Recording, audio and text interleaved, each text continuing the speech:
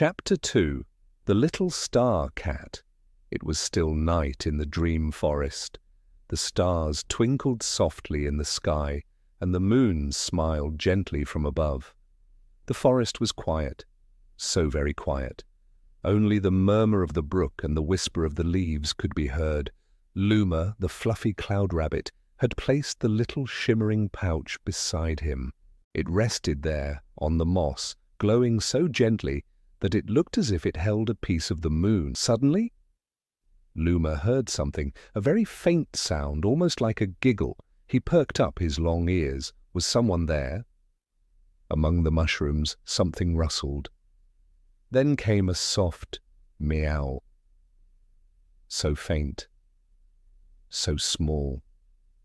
Luma blinked and peered into the shadows. There, two tiny twinkling eyes were shining back at him. They sparkled like stars, clear and kind. Out of the darkness stepped a little cat. But she was no ordinary cat. Her fur shimmered silver, as if woven from moonlight. And above her head, tiny starlight sparks danced, following her like a delicate crown. "Oh," Luma whispered softly. "Who are you?"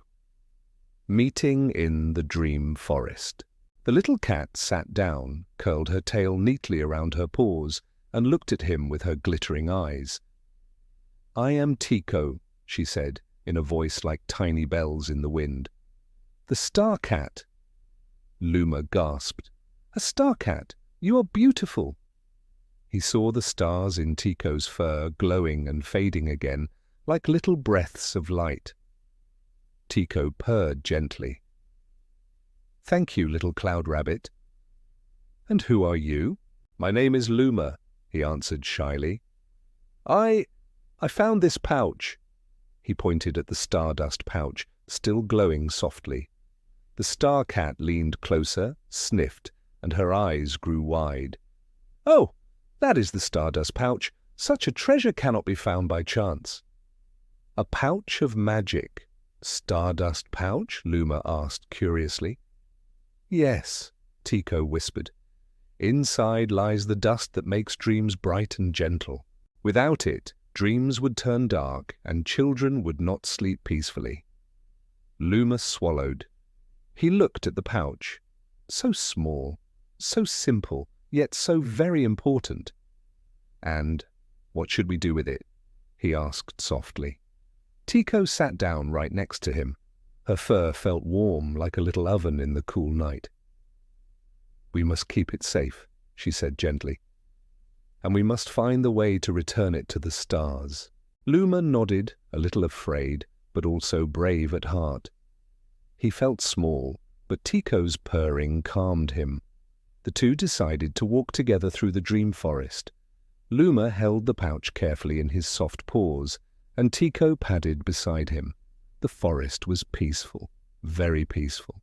Above them, the tall trees swayed, and sometimes little lights fell from their branches, dream sparks fluttering like fireflies. "Look," Tico said, "the dream sparks are showing us the way. They know where we must go." And indeed, the lights floated ahead of them, sometimes high, sometimes low, sometimes fast, sometimes slow. Luma and Tico followed them, step by step, breath by breath, slowly, calmly. Little pauses. From time to time they stopped. Then they listened together. They heard the brook splashing. Splish, splash, splish. They heard the leaves rustling. Whoosh, hush, whoosh. And they heard an owl calling in the distance. Hoo, hoo, hoo. Luma smiled. "Everything sounds so peaceful here," he whispered. Tico nodded. "The dream forest is full of calm. You just have to be still and listen." They sat on a mossy stone, rested for a while, and breathed deeply. In, out, in, out. The night was like a quiet song, soothing and soft. A promise led them deeper into the forest.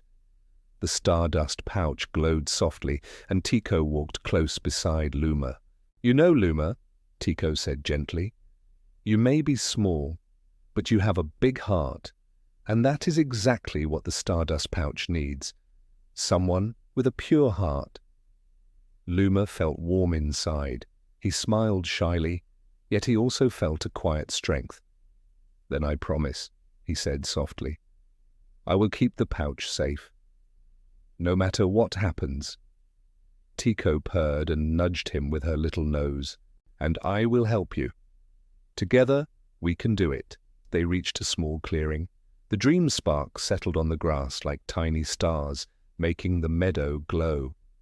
Here we can rest, Tico whispered. Luma placed the pouch gently beside him, curled up in the moss, and felt the warmth of the star cat next to him. The wind moved softly, the trees whispered, and the night sang its quiet lullaby. Splash, hush, hoo.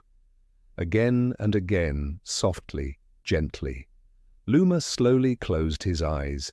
He heard Tico's gentle purring, felt the stardust pouch by his side, and knew everything is good, everything is safe, everything is peaceful.